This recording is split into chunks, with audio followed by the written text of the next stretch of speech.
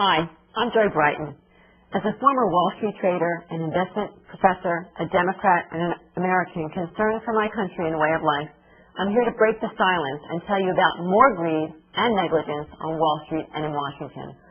While you and the government focus on the subprime mortgage collapse, there is another financial crisis brewing. The same disastrous formula. Wall Street and their lawyers focusing on profits and not enough on risk, and Washington paying little attention to what's going on. It's called Sharia Islamic Finance, the newest and fastest growing financial market in the world. And oh yes, Wall Street is on board big time. So you ask, what is Sharia Finance? So Wall Street is focused on the money side of Sharia Finance. Sharia law is the reason this market exists. Sharia is Islamic law comprised of rules like Muslim women are the property of men, polygamy, forced child marriages, death to homosexuals, and the obligation to wage holy war or jihad against infidels. Oh, and there are rules for infidels, like you and me. Either we convert to Islam, pay a protection tax, or we are killed. So who practices such inhumane law? The governments of Saudi Arabia, Iran, Sudan, and radicals like the Taliban and Al-Qaeda. How did Sharia finance become accepted in the West? In the spirit of multiculturalism, political correctness, and greed gone way overboard, Wall Street has bought into a multi-million-dollar advertising campaign coming from the Middle East. They're being told that, quote, Muslims have religious banking requirements, and if you create investments according to Sharia law, 1.2 billion Muslims loaded with oil money will beat a path to Wall Street. However, the majority of moderate Muslims worldwide do not want to have anything to do with Sharia law or Sharia finance. Every day, Muslim leaders are warning about the dangers of Sharia finance. There's the Muslim Canadian Congress, American Islamic Forum for Democracy, Muslims Against Sharia, and many other Muslim moderates in the West. But no one is listening. You see, Sharia banking was created by sheikhs like al-Qadawi, a terrorist banned from entering the United States and Great Britain. Yet, as I speak, al-Qadawi leads International Islamic Finance Agency. How does he describe Sharia finance? Quote, I like to call it jihad with money because God has ordered us to fight our enemies with our lives and our money. The danger of Sharia finance is not only that it is welcoming Islamic Sharia law into our society, but a percentage of this money must go to Islamic charities.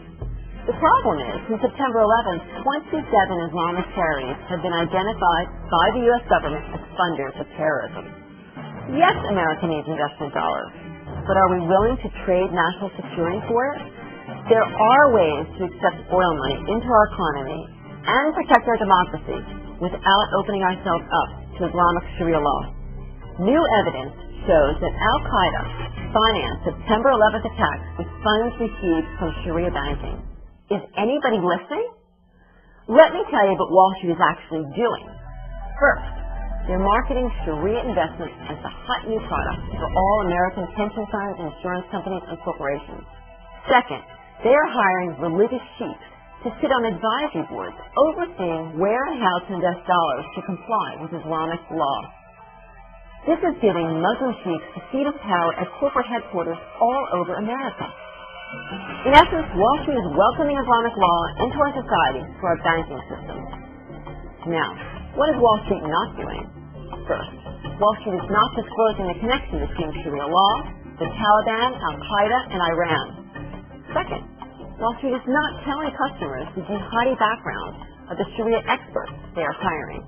And third, Wall Street is not being clear on if, how, or where profits are being sent.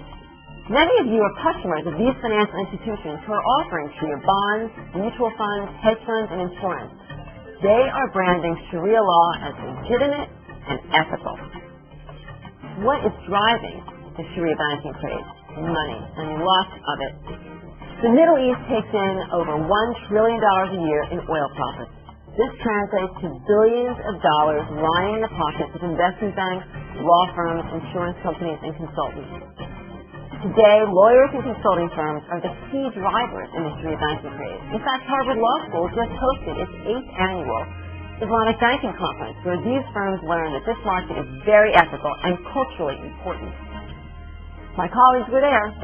No one explained what Sharia law is, its link to terror, and human rights abuses. Harvard Law is even teaching the U.S. Treasury about the opportunities of Islamic banking.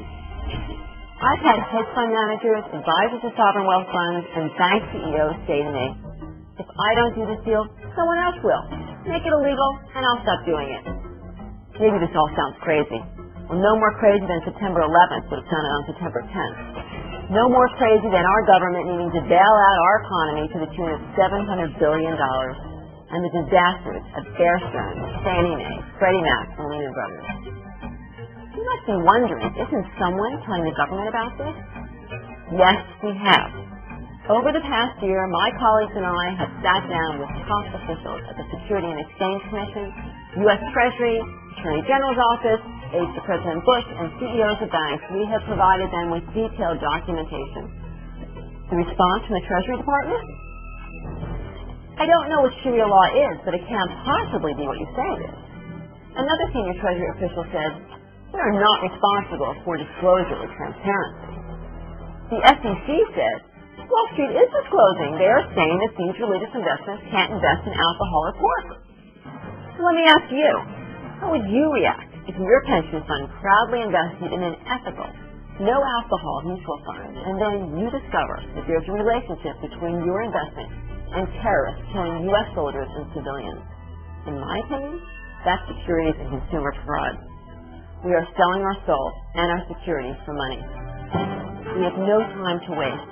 We, the people, must rise up to stop this. So what do we do? First, join 50,000 apps for American members and receive our action alerts.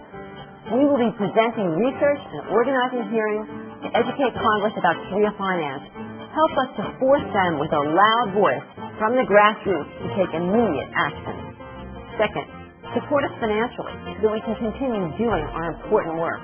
We need to hire a lobbyist on Capitol Hill, produce and distribute these types of informative videos to members of Congress, and do a massive media campaign to stop this madness. Stand up, be counted, become involved in protecting America, made of the people, for the people, by the people. Act for America today.